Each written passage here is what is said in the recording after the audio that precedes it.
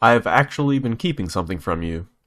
I've been dealing with a skin condition for many years now. In fact, it was noticeable in one of my first videos.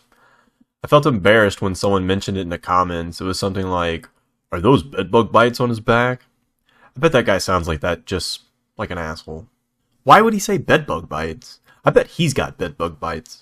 The point is, it's just a basic skin fungus. I'm sure it arose around the time I had a beard, which was over 10 years ago.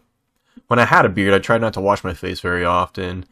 I had to use a lot of different oils and products to keep the hair moisturized, and if I ever showered, it was all washed off, and, well, anyways, those days are behind me. But what isn't behind me is that my skin now has a lingering symptom known as seborrhoeic dermatitis. It varied in its severity over time. Some days it was barely noticeable, especially to an untrained eye. And there were other days where my skin was burning, itching, and scaling, which is where pieces of my skin were falling off my face. I eventually noticed the same itchy burning redness on my chest, shoulders, and upper back. It was also much worse after going to the gym and getting sweaty. My doctor told me it was probably a skin fungus, and there are plenty of over-the-counter and easily prescribed topicals available.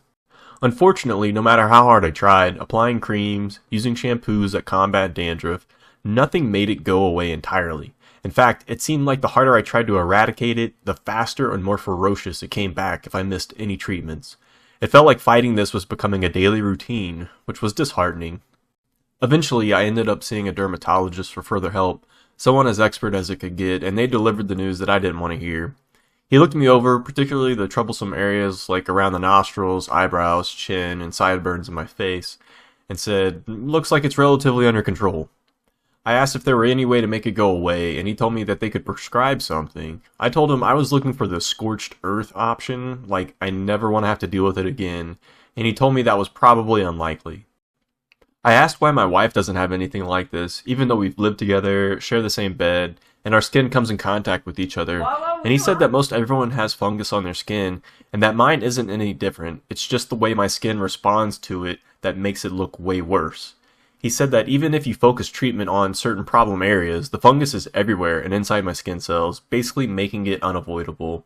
Even if I did eradicate it from my skin, I'd likely develop it again due to fungal spores in the air landing on my skin again. It's entirely normal, and that managing it the rest of my life is the only real option. I now have several medicated shampoos as a prescription that I use. I don't personally like to use creams because they are thick and heavy, and I have difficulty getting them to the surface of my skin through all my body hair, and they end up staining my clothes. Plus, I've read that some skin fungus actually feeds on the oils produced by the skin, particularly ceramide. I've seen this type of waxy lipid used as a base for some of the topicals, so again, I avoid them and the stains they would cause to my clothing as well. I now have a daily routine involving the shampoos I've been prescribed, as well as over-the-counter dandruff fighting shampoo.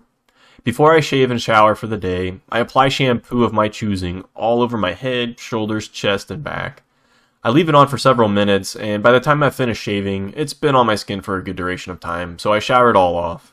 I just make sure I change it up from time to time, so don't just stick to one type of shampoo treatment over and over. Some of the shampoos are less pleasant than others, and the medicated ones are heavy on the sulfur as an active ingredient, so you can end up smelling like cabbage for a day.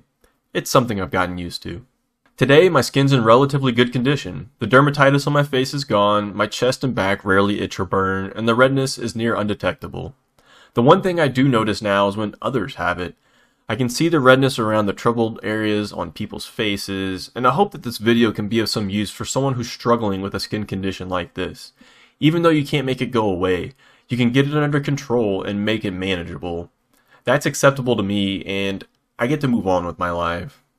Thanks for watching. Please hit the like and subscribe. Do it. You made it this far.